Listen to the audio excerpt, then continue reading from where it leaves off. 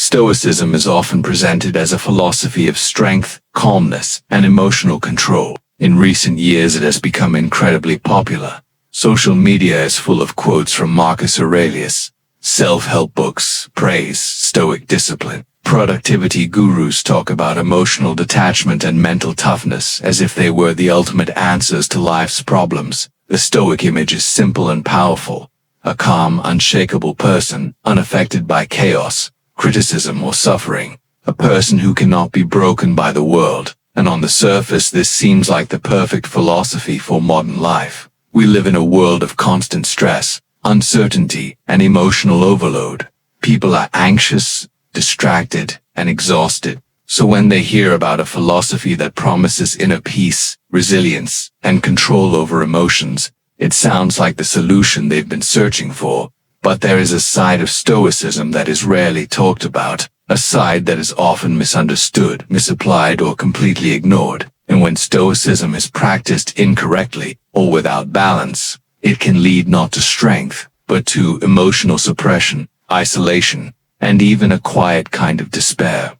This is the dark side of Stoicism. Not because the philosophy itself is evil or harmful. In fact, true Stoicism is deeply compassionate, rational, and humane. But like any powerful idea, when it is misunderstood or taken to extremes, it can create unintended consequences.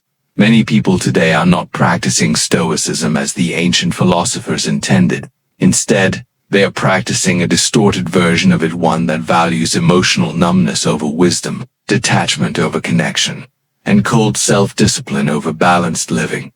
And this distortion can quietly damage a person's emotional life, relationships, and sense of meaning. To understand this dark side, we first need to understand how Stoicism is commonly misunderstood. One of the most popular interpretations of Stoicism today is the idea that emotions are weaknesses. You often hear phrases like "don't feel, just act," or "emotions are for the weak." Some people believe that a Stoic is someone who never shows sadness, it never feels anger, and never expresses vulnerability. A person who is always calm, always controlled, and completely unaffected by anything. But this is not what the ancient Stoics taught. The Stoics did not believe that emotions were bad. They believed that irrational, destructive emotions, what they called passions, were harmful. These were emotions based on false judgments, such as excessive fear, uncontrolled anger, or obsessive desire. Their goal was not to eliminate emotions entirely, but to transform them into rational, healthy feelings. They believed in emotions like joy, kindness, affection, and goodwill. They believed in love for humanity. They believed in friendship and community. In fact, the Stoics considered human connection to be a fundamental part of living according to nature. But in the modern world, this nuance is often lost. Stoicism is simplified into a cold, emotionless ideal, and many people adopt this version because it seems strong, efficient, and practical. At first, it can even feel empowering. When you stop reacting emotionally to every small inconvenience, you feel more in control. When you ignore criticism, you feel stronger. When you detach from expectations, you feel less disappointed. But over time, something subtle can begin to happen. Instead of managing emotions, you may start suppressing them. Instead of processing pain, you may start ignoring it. Instead of understanding your feelings, you may start denying them. And this is where the dark side begins. Emotional suppression often feels like strength in the short term. If you ignore sadness, you don't have to feel it. If you push away anger, you don't have to deal with it. If you detach from people, you can't be hurt by them. But emotions don't disappear just because you ignore them. They stay beneath the surface. They accumulate quietly, and over time they can turn into numbness, burnout, or sudden emotional outbursts. A person who constantly suppresses their emotions may appear calm on the outside, but inside they may feel empty, disconnected, or exhausted. They may lose their sense of joy. They may struggle to form deep relationships. They may feel like life has become mechanical and cold.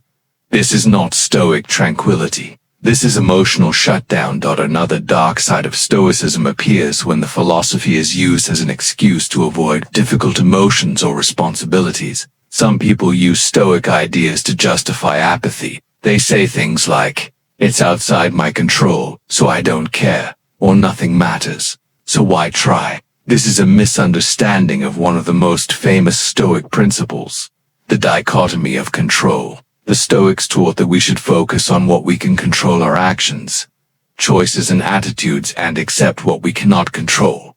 But they never said we should stop caring. In fact, they cared deeply about justice, virtue, and the well-being of others. Marcus Aurelius was an emperor who constantly reminded himself of his duty to serve the people. Seneca was a statesman who wrote extensively about compassion and moral responsibility. Epictetus taught that we are all part of a larger human community. The Stoics believed in engagement with the world, not withdraw from it. Yet in modern interpretations, this idea is sometimes twisted into a form of quiet indifference. People say, I can't control the world, so I'll just focus on myself. But when this mindset becomes extreme, it can lead to isolation and selfishness. A person may stop caring about social issues, relationships, or the suffering of others. They may retreat into a private world of personal discipline and emotional detachment. They may become efficient, productive, and controlled, but also lonely and disconnected. This is not the Stoic ideal of a wise and compassionate person. It is a distortion that removes the humanity from the philosophy. Another dark side of Stoicism appears when it is used as a tool for harsh self. Many people are drawn to Stoicism because of its emphasis on discipline and personal responsibility. I like the idea of being strong, resilient, and self-controlled, but if this discipline becomes too rigid, it can turn into self-criticism. A person may start believing that every emotional reaction is a failure. If they feel anxious, they think they are weak. If they feel sad, they think they are not being stoic enough. If they struggle, they blame themselves for not being disciplined enough. Instead of finding peace, they create internal pressure. They become their own harshest critic, and the philosophy that was meant to bring calmness and wisdom becomes another source of stress. That the ancient Stoics did not believe in perfection. They knew that human beings are imperfect, emotional, and flawed. Even Marcus Aurelius, one of the greatest Stoic thinkers, constantly wrote about his own struggles. His journal, Meditations, is not the writing of a perfect man. It is the writing of someone trying, failing, and trying again. He reminded himself to be patient with others. He reminded himself to be humble. He reminded himself that he, too, was flawed. But in modern Stoicism, this humility is often replaced with a harsh ideal of constant strength. And when people fail to live up to this ideal, they feel inadequate. Another danger lies in the way Stoicism can be used to endure unhealthy situations. Because Stoicism teaches acceptance of what we cannot control, some people interpret this as a reason to stay in harmful environments. They may stay in toxic relationships, telling themselves they should simply accept the other person's behavior. They may stay. One of the most subtle and dangerous distortions of Stoicism is the belief that emotional detachment is the ultimate goal. Many modern interpretations present the ideal Stoic as someone who feels nothing, needs no one, and remains completely untouched by the emotional storms of life. This image is appealing because it promises invulnerability. If you don't feel deeply, you can't be hurt deeply. If you don't depend on anyone, you can't be disappointed by them. If you expect nothing, nothing can break you. But this kind of emotional detachment is not strength. It is isolation. Human beings are not designed to live without connection. We are social creatures by nature. We seek relationships, belonging, and shared experiences. Our emotional lives are not weaknesses to be eliminated. They are part of what makes us human. When someone tries to remove this emotional dimension from their life, they may achieve a kind of stability, but it is often a cold and empty stability. A person who becomes too detached may start to withdraw from others. They may stop opening up about their feelings. They may avoid emotional intimacy because it feels risky or unnecessary. Over time, they become harder to reach. Their relationships become shallow or distant. They may appear calm and self-sufficient, but inside, they may feel alone. This loneliness is one of the hidden costs of misunderstood Stoicism. It doesn't always appear immediately. At first, emotional detachment can feel like freedom. You no longer feel controlled by others. You are less affected by arguments, rejection, or disappointment. But as the years pass, you may start to notice that your life feels quieter in a different way, fewer deep conversations, fewer moments of genuine connection, fewer experiences that truly move you. You become stable, but also numb. That ancient Stoics would not have considered this a success. They believed that human beings are part of a larger community. They used the concept of cosmopolitanism, the idea that all people are citizens of the world, connected by reason and shared humanity. They believed in friendship, cooperation, and mutual support. Epictetus taught that we are like actors in a play, each with a role to perform. Some roles involve family, some involve friendships, and some involve society at large. To fulfill these roles well, we must engage with others, not withdraw from them. Marcus Aurelius repeatedly reminded himself that he was made for cooperation, not isolation. He compared humans to parts of a body. Just as the hand works with the foot, and the eye works with the brain, human beings are meant to work together. To live in complete emotional isolation would be like a hand refusing to help the rest of the body. Yet modern Stoicism often forgets this communal aspect. Instead of encouraging healthy connection, it sometimes promotes a kind of emotional independence that borders on detachment from humanity itself. Another dark side appears when Stoicism is used as a shield against vulnerability. Vulnerability is uncomfortable. It requires honesty, openness, and the willingness to be seen as imperfect. Many people fear it because it exposes them to rejection and pain. Stoicism, when misunderstood, can become a convenient excuse to avoid vulnerability. A person may tell themselves, "I don't need anyone," or "I don't care what others think," or "feelings are irrelevant." On the surface, this looks like strength, but underneath, it may simply be fear. Instead of facing emotional risks, they build a wall around themselves. They convince themselves that they are above emotional needs, but the need for connection doesn't disappear. It simply goes unacknowledged. This creates a quiet inner conflict. On one hand, they want to feel close to others. On the other hand, they believe that needing others is a weakness, so they suppress their desires for connection. And over time, they may start to feel empty or emotionally disconnected. This is not Stoic wisdom. It is emotional avoidance. True Stoicism does not deny the importance of relationships. It teaches that we should value them without becoming dependent on them. There is a difference between attachment and appreciation. The Stoics believed that we should love others deeply, while also understanding that loss and change are part of life. This balance is difficult. It requires emotional maturity, not emotional suppression.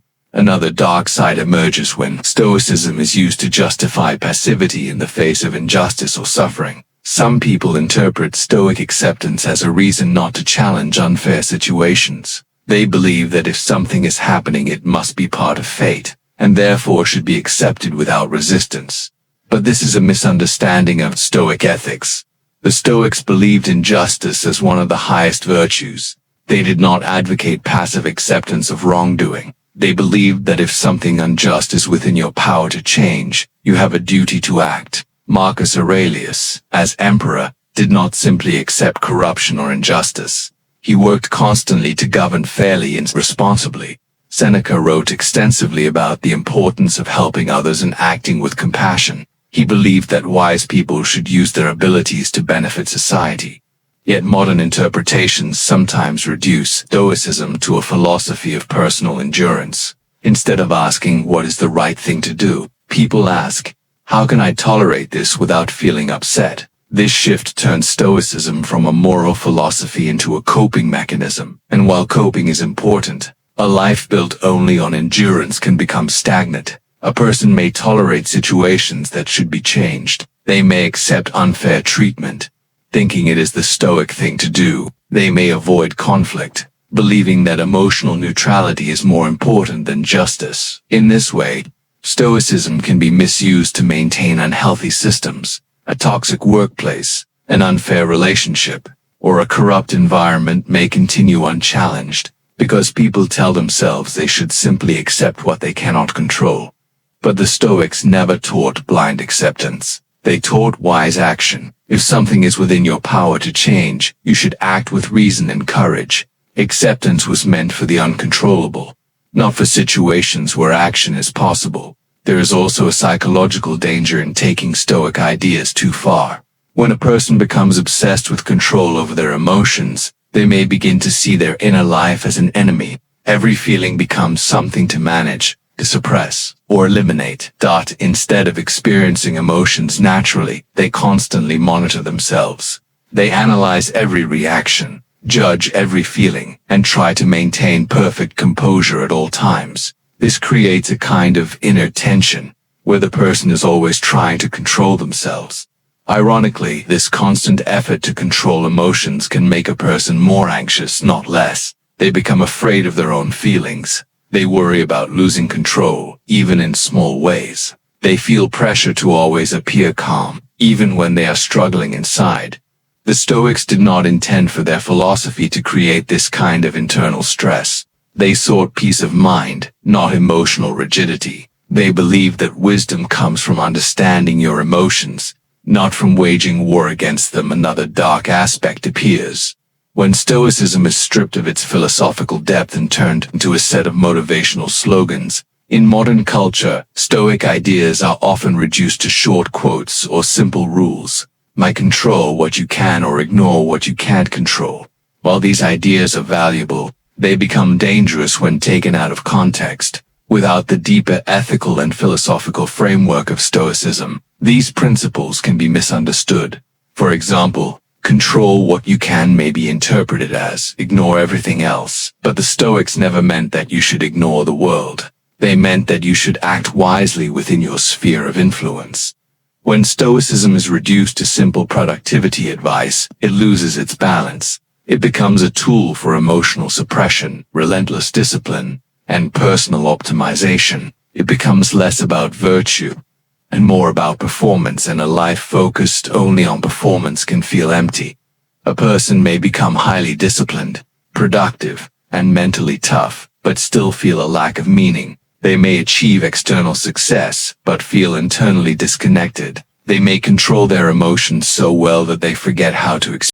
Another hidden danger of misunderstood Stoicism is the idea of extreme self-reliance. Modern interpretations often glorify the image of a person who needs nothing from anyone, someone who handles every problem alone, never asks for help, and never shows weakness. This image is presented as the ultimate form of mental strength. At first, this idea feels empowering. It gives you a sense of independence. You begin to believe that no matter what happens, you can handle it on your own. You don't rely on praise, support, or approval. You become emotionally self-sufficient, but when taken too far, this mindset can turn into isolation disguised as strength.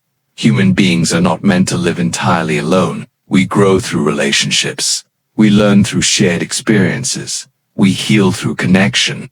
When someone adopts extreme self-reliance as a life philosophy, they may slowly cut themselves off from these essential parts of human life. They stop asking for help, even when they need it. They stop sharing their struggles, because they believe they should handle everything themselves. They stop leaning on others because they see it as a sign of weakness. Over time, this creates a heavy emotional burden. Instead of sharing their pain, they carry it alone. Instead of seeking support, they push through silently. Instead of being honest about their struggles, they maintain a calm exterior. To the outside world, they may look strong, but inside, they may feel overwhelmed, exhausted, and alone.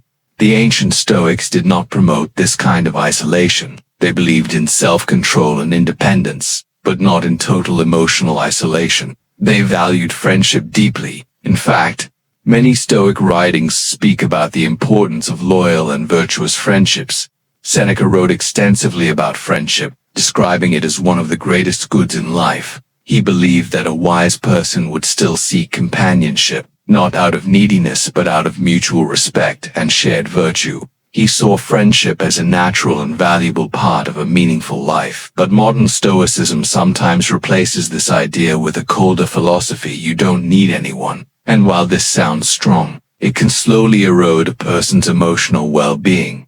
Another dark side appears when Stoicism is used as a tool to suppress trauma or deep emotional pain. Many people are drawn to Stoicism during difficult times. They may be going through heartbreak, loss, failure, or stress. They look for a philosophy that helps them stay calm and strong. Stoicism can be helpful in these moments. It can provide perspective. It can reduce emotional overwhelm. It can help a person focus on what they can control. But when someone uses Stoicism as a way to avoid processing their pain, it becomes harmful. Instead of grieving, they tell themselves they shouldn't feel sad. Instead of confronting their anger, they suppress it. Instead of acknowledging their hurt, they pretend it doesn't matter. They say things like, "It's outside my control," or "It doesn't affect me," or "I should be stronger than this." These phrases may sound stoic, but they are often just ways of avoiding emotional reality. Unprocessed pain does not disappear. It lingers beneath the surface. It shows up in subtle ways: your emotional numbness, fatigue, lack of motivation, or sudden emotional outbursts. A person may believe they have achieved emotional control, when in reality, they have simply built a wall around their feelings. True Stoicism does not encourage emotional denial. It encourages emotional understanding. The Stoics believed that emotions are shaped by our judgments. They taught that by changing our perspective, we can transform destructive emotions into healthier ones. But this transformation requires awareness. You must first recognize what you are feeling. You must understand the source of your emotions. Only then can you change your perspective. If you skip this process and jump straight to suppression, you are not practicing Stoicism. You are practicing avoidance. Another danger lies in the way Stoicism can lead to burnout.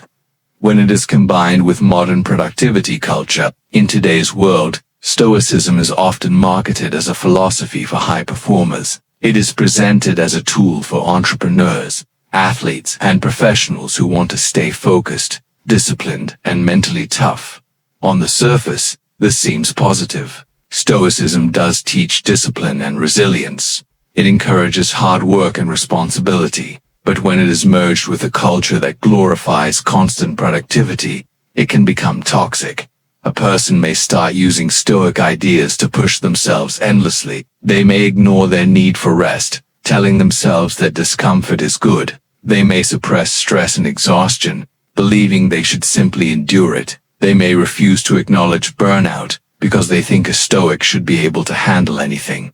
Over time, this leads to emotional and physical fatigue. The person becomes drained, but they continue pushing forward, convinced that stopping would be a sign of weakness. But the Stoics did not advocate endless self-punishment. They believed in moderation, one of their core virtues. They understood that the body and mind have limits. They encouraged balance, not relentless strain. When Stoicism is used as a justification for constant overwork, it becomes distorted. It stops being a philosophy of wisdom and becomes a philosophy of endurance at any cost. Another psychological risk appears when Stoicism is used to deny the importance of joy and pleasure. Some people interpret Stoicism as a rejection of all enjoyment. They believe that pleasure is a distraction, and that a wise person should live a life of pure discipline. This can lead to an overly rigid lifestyle. A person may deny themselves simple pleasures, even when they are healthy and harmless. They may avoid celebrations, hobbies, or moments of relaxation. They may see joy as something unimportant or even dangerous. Over time, life can start to feel colorless. Days become a series of duties and responsibilities. There is no room for lightness, play, or excitement. But the Stoics did not reject joy. They believed in a deeper form of joy, one that comes from living virtuously and in harmony with reason. They spoke about a calm, steady happiness that comes from inner peace. They did not want life to feel empty. They wanted it to feel meaningful. Another dark side of Stoicism appears when it creates emotional distance in relationships. A person who takes Stoic detachment too far may become difficult to connect with. They may avoid emotional conversations. They may respond to others' feelings with cold logic instead of empathy. For example, if a friend shares their sadness, the overly Stoic person might respond with something like, "It's outside your control, so don't worry about it." While this may be logically true, it can feel dismissive or insensitive. People do not always need logical solutions. Sometimes, they need understanding, empathy, and presence. If Stoicism is practiced without compassion, It can create emotional barriers between people. The ancient Stoics understood this. They emphasized kindness, fairness, and social duty. They believed that wisdom includes compassion. But when Stoicism is reduced to emotional detachment, it can damage relationships. A person may become respected for their strength, but not loved for their warmth, and in the long run, strength without warmth can feel empty.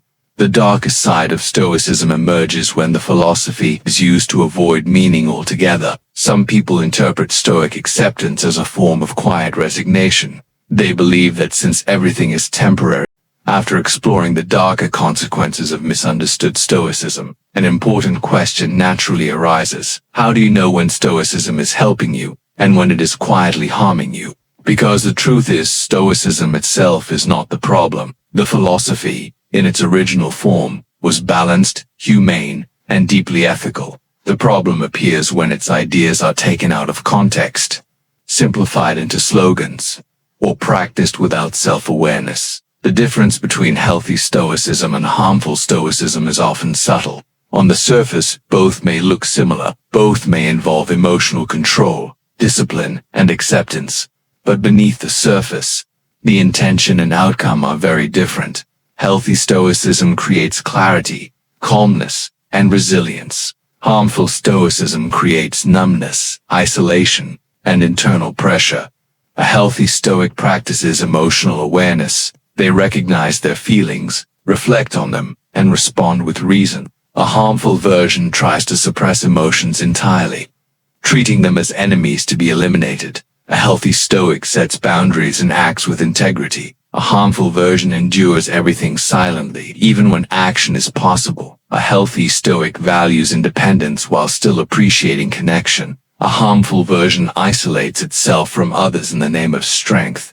A healthy Stoic finds peace in simplicity and virtue. A harmful version becomes obsessed with productivity, control, and emotional rigidity. The difference is not always obvious because both paths may involve similar behaviors, but the internal experience is very different. One of the first signs that Stoicism is becoming harmful is emotional numbness. If you notice that you rarely feel joy, excitement, or deep connection, it may be a sign that you are suppressing too much of your emotional life. True Stoicism does not eliminate joy. It replaces destructive emotions with healthier ones. It creates calm happiness, not emptiness. Another warning sign is constant self-criticism. If you feel like you are always failing at being stoic, always judging your emotions as weaknesses, and always pushing yourself to be tougher, you may be practicing a distorted version of the philosophy. The Stoics did not expect perfection. They expected progress. Marcus Aurelius, often seen as the ideal Stoic, filled his personal writings with reminders to himself. He did not speak as a perfect man, but as someone trying to improve. He forgave himself for mistakes and focused on doing better the next time. If your version of Stoicism makes you feel like a constant failure, it is not Stoicism, it is self-punishment. Another sign of harmful Stoicism is social withdrawal. If you find yourself avoiding deep conversations, emotional connections, or meaningful relationships because they feel unstoic, then the philosophy has been misunderstood. The Stoics believed in human connection as a natural and important part of life. They did not seek emotional isolation. They sought emotional balance. There is also the danger of passive acceptance. If you find yourself tolerating situations that clearly damage your well-being, whether in relationships, work, or personal habits, because you think you should simply accept what you cannot control, it may be time to re-examine your understanding of Stoicism. Acceptance was never meant to replace action. It was meant to bring peace where action was impossible. Where action is possible, the Stoic response is not passive endurance, but wise and courageous effort. So how can someone practice Stoicism without falling into its darker side? The first step is to remember that Stoicism is not about eliminating emotions. It is about understanding them. When you feel anger, sadness, or fear, do not immediately try to suppress it. Instead, ask yourself what judgment or belief is behind that emotion. What are you telling yourself about the situation? Is that belief accurate? Is it helpful? Can you view the situation from a calmer, more rational perspective? This process transforms emotions instead of burying them. The second step is to maintain human connection. Even the strongest Stoic is still a human being. You are not meant to live entirely alone, emotionally or socially. Seek friendships that are honest and supportive. Share your struggles with people you trust. Offer help and kindness to others. Strength does not come from isolation, it comes from balance. The third step is to practice compassion, both toward others and yourself. The Stoics believed in justice and kindness as core virtues. If your version of Stoicism makes you cold, harsh, or indifferent, it has lost its ethical foundation, and compassion should not only be directed outward, it should also be directed inward. When you make mistakes, treat yourself with the same understanding you would offer a friend. Learn from your errors, but do not punish yourself for being human. The fourth step is to reconnect Stoicism with its deeper purpose. The goal of Stoicism was never just emotional control or productivity. It was virtue. It was about becoming a wise, just, courageous, and balanced person. If your Stoic practice is focused only on discipline, toughness, and efficiency, it may feel hollow over time. But if it is rooted in virtue, it gains meaning. Every action becomes part of a moral journey, not just a productivity system. The fifth step is to allow room for joy. Stoicism does not demand a life of gray seriousness. It encourages appreciation for simple pleasures, meaningful relationships, and the beauty of the present moment. A Stoic can enjoy a sunset, a good conversation, or a quiet walk. They can laugh, celebrate, and feel gratitude. Their joy is not reckless or dependent on external success, but it is still very real. When Stoicism is practiced in this balanced way, it becomes a source of strength without coldness, discipline without harshness, and peace without emptiness. The dark side of Stoicism appears when balance is lost, when the philosophy becomes rigid instead of wise, when it is used to suppress emotions instead of understand them, when it is stripped of compassion, connection, and meaning. But when practiced correctly, Stoicism is not dark at all. It is a philosophy of clarity, dignity, and inner freedom. It teaches you to accept what you cannot control, but also to act with courage where you can. It teaches you to manage emotions, but not to deny them. It teaches you to be independent, but not isolated. It teaches you to be strong, but also kind. In the end, Stoicism is not about becoming unfeeling. It is about becoming unshaken in your values, while remaining deeply human in your heart. And perhaps that is the most important lesson of all. The goal is not to become a stone, untouched by the world. The goal is to become a person who can face the world with reason, virtue, and compassion no matter what it brings. After exploring the emotional numbness, isolation, rigidity, burnout, and quiet despair that can arise from misunderstood Stoicism, we are left with a deeper realization. The dark side of Stoicism is not found in the philosophy itself, it is found in imbalance like fire. Stoicism can warm and illuminate, or it can burn and destroy. The difference lies in how it is used. When practiced with wisdom, humility, and compassion, it becomes one of the most powerful frameworks for inner freedom ever created. But when stripped of its depth and reduced to emotional suppression or relentless discipline, it can slowly harden the human heart. And perhaps that is the greatest danger of all, because the goal of Stoicism was never to turn you into stone. It was never to make you cold, detached, or unreachable. It was never about becoming unfeeling. It was about becoming steady, steady in chaos, steady in failure, steady in uncertainty. But steadiness is not numbness. The Stoics understood something profound about human nature. They knew that suffering is inevitable. Loss will happen. People will disappoint you. Circumstances will change without your permission. Death will come, whether you are ready or not. You cannot control these realities. But they also understood something equally important. You are not meant to shut down in response to them. You are meant to respond with wisdom. Wisdom does not deny emotion, it guides it. Wisdom does not eliminate connection, it strengthens it. Wisdom does not suppress grief, it gives it perspective. The dark side appears when control becomes obsession, when discipline becomes self-punishment, when detachment becomes isolation, when acceptance becomes passivity, And in today's world, where strength is often confused with emotional silence, this distortion spreads easily. Social media rewards the image of the unbothered person, the cold, stoic face, the individual who claims they need no one and feel nothing. Quotes circulate that glorify emotional shutdown as power. But real strength is quieter and more nuanced than that.